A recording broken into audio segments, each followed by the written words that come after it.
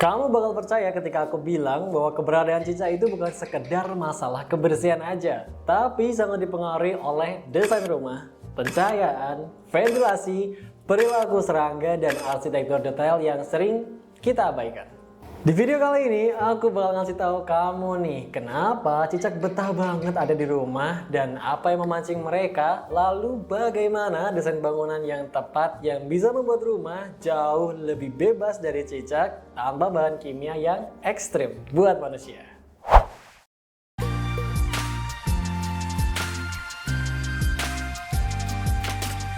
Kalau teman-teman tahu, cicak bukan hewan yang kotor karena mereka adalah predator alami. Jadi kamu nggak usah pede dulu nih, karena mereka bukan tertarik sama rumah kamu, tapi tertarik sama serangga kecil yang ada di rumah kamu.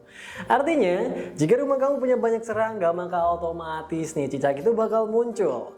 Serangga ini bisa muncul karena yang pertama, pencahayaan rumah kamu yang salah, ventilasi tanpa mesh atau tanpa jaring, kelembabannya terlalu berlebihan, celah bangunannya terlalu besar, penataan furniture yang menciptakan banyak shadow area.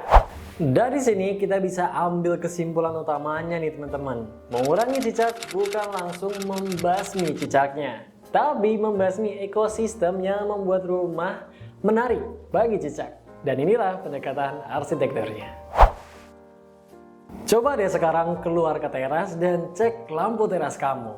Warnanya putih?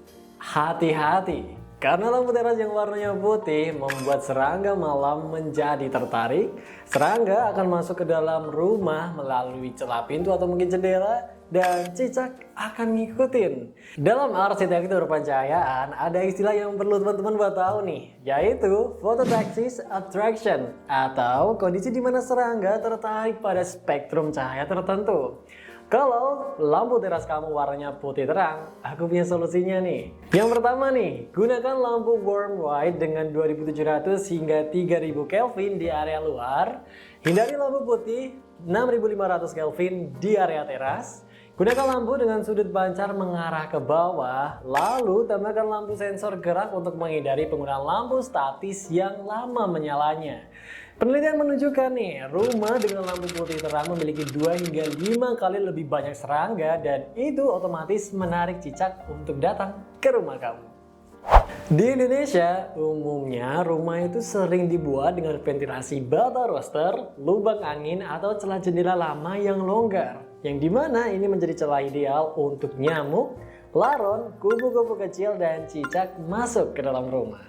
Kamu tidak perlu khawatir karena aku bakal share solusi untuk rumah kamu. Yang pertama nih, pasang kawat nyamuk atau mesh kecil di ventilasi. Yang kedua, gunakan door sill pada pintu kamar atau pintu utama. Yang ketiga, perbaiki kusen yang memiliki celah dengan silicone sealant. Lalu yang keempat, untuk rumah kamu yang lama, tambahkan secondary frame di jendela ya. Ini bukan sekedar mengusir cicak saja, tapi juga meningkatkan energi efisiensi, mengurangi debu, dan juga memperbaiki kualitas udara di rumah kamu.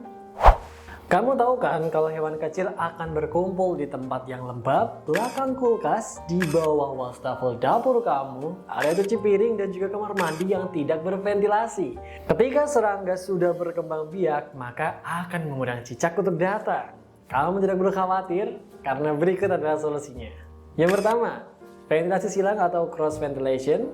Yang kedua, exhaust fan di dapur dan juga kamar mandi. Yang ketiga, jarakkan lemari minimal 5 hingga 10 cm dari dinding.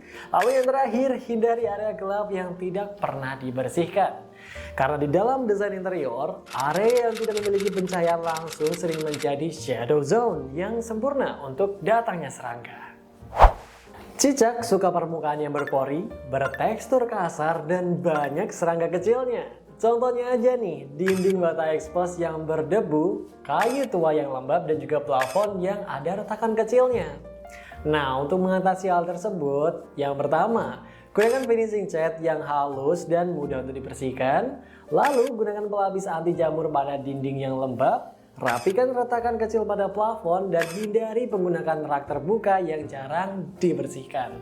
Bukan mistis, tapi jelas, cicak tidak suka senyawa volatil tertentu.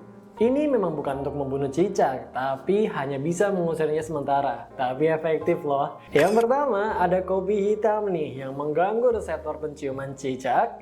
Lalu ada kulit telur kering yang mengandung sulfur yang lembut.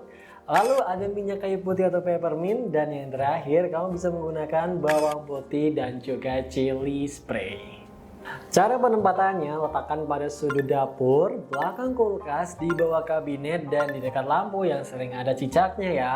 Ini metode behavioral ecology yang bukan sekedar trik rumahan biasa. Nah, dari penataan rumah pun, cicak itu suka berada di bingkai foto yang menempel terlalu dekat dengan dinding rumah kamu, gorden tebal dengan lipatannya yang banyak, tumpukan kardus, dan juga bagian atas kitchen set. Nah, untuk solusinya, kamu bisa menyisakan nih celah 1 hingga 2 cm di belakang frame foto kamu. Gunakan gorden tipis atau sheer untuk mengurangi shadow. Buang kardus kosong yang ada di gudang kamu. Lalu bersihkan area atas lemari 1 kali seminggu. Rumah yang rapi akan sedikit serangga dan cicak pun tidak akan betah berada di dalamnya. Jika kamu terapin nih secara konsisten dalam waktu 7 hingga 14 hari, maka populasi cicak akan turun drastis. Percaya deh. Oke, terima kasih buat teman-teman yang udah nonton channel Belajar Arsitektur. Kalau kalian pengen nih kami bahas suatu topik lain seputar arsitektur, interior, desain rumah, atau mungkin fenomena rumah tinggal lainnya, tinggal tulis di kolom komentar aja ya. Sampai jumpa di video berikutnya dan salam arsitektur.